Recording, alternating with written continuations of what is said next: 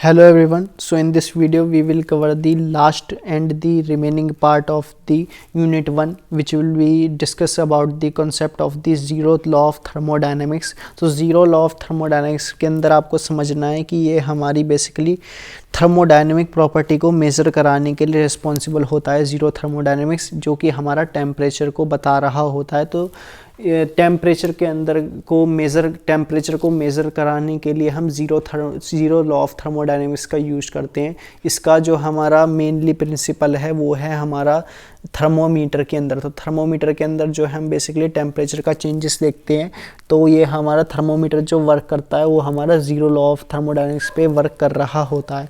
तो बहुत छोटा सा टॉपिक है, समझ लेते हैं इसको एक बार कि ज़ीरो लॉ ऑफ थर्मोडायनेमिक्स क्या होता है। तो यहाँ पे जो है हमारा बेसिकली यहाँ पे हमने 3 बॉडी कंसिडर की हैं, तो बॉडी ए, बॉडी बी और बॉडी सी। अब जो है हमने बॉडी को सबसे पहले थर्मल इक्विलिब्रियम में ले लिया बॉडी बी के अंदर, और जो है उसको बॉडी सी से हमने सेपरेट कर दिया, यानी कि हमने जो है ए को थर्मोडायनेमिक इक्विलिब्रियम में ले लिया बी के साथ, और फिर जो है हमने बेसिकली फाइनली जो बी और सी हैं उनको भी आपस में जो है थर्मोडायनेमिक इक्विलिब्रियम में ले लिया। तब जो हमारा ये ओवरऑल रिप्रेजेंटेशन निकल करके आएगा, ये हमारा रिप्रेजेंट कर रहा होगा ज़ीरो लॉ ऑफ थर्मोडायनेमिक्स से।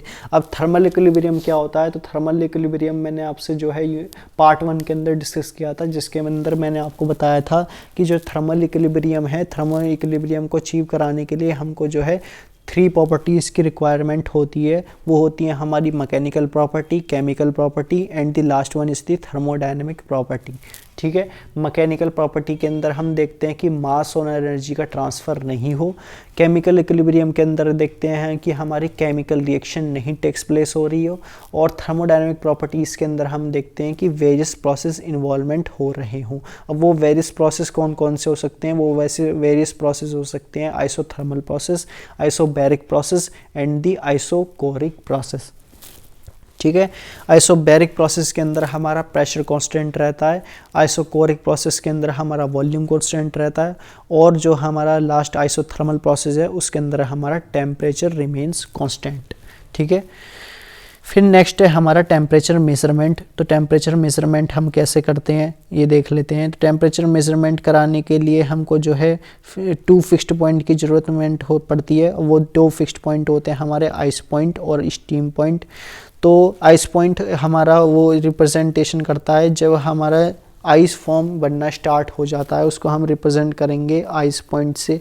ठीक है, ऐसा पॉइंट जहाँ पे हमारा आइस फॉर्मेशन होना स्टार्ट हो जाता है, जैसे कि हमारा 0 डिग्री सेल्सियस पे हमारा आइस फॉर्मेशन होना स्टार्ट हो जाता है। और स्टीम पॉइंट हमारा वो पॉइंट होता है जो कि हमारा बॉइलिंग पॉइंट को अप्रोचेस कराने के लिए रिप्रेजेंट करता है, यानी कि 100 डिग्री सेल्सियस पे जो है हम बेसिकली स्टीम पॉइंट को अचीव कर सकते हैं। अब ये जो है हम बेसिकली टेम्परेचर स्केल की मदद से समझ सकते हैं।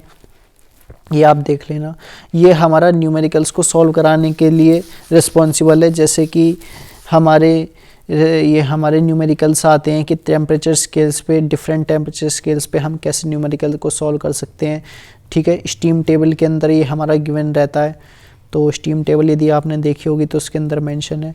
अब जैसे कि ये न्यूमेरिकल गिवन है, तो वैसे तो न्यूमेरिकल आता नहीं है ज़ीरो लॉ ऑफ थर्मोडायनेमिक्स पे।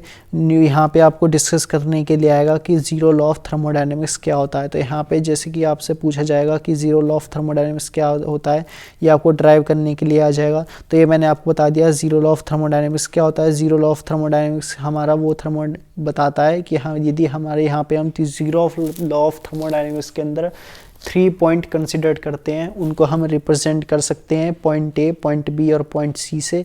उसके अंदर हम देखेंगे कि पॉइंट ए जो है हमारा वो थर्मोडायनेमिक इक्विलिब्रियम में होना चाहिए पॉइंट बी के साथ। सी को हम remain constant as a treat कर देंगे, यानी कि उसको हम सेपरेट कर देंगे। और फिर हम देखेंगे कि पॉइंट बी जो है वो हमारा थर्मोडायनेमिक इक्विलिब्रियम में होना चाहिए सी के साथ। ठीक है, अब थर्मोडायनेमिक इक्विलिब्रियम अचीव कराने के लिए हमको 3 प्रॉपर्टीज़ की रिक्वायरमेंट पड़ती है, mechanical property, thermal property and the chemical property. ठीक है। अब केमिकल प्रॉपर्टी के अंदर जो है हम बेसिकली केमिकल रिएक्शन को नहीं होने देते हैं, यानी कि डिफ्यूज़न और सॉल्यूशन नहीं होगा कि रिएक्शन के अंदर, ठीक है। ये हमको ध्यान रखना है केमिकल रिएक्शन हमारी नहीं हो रही हो।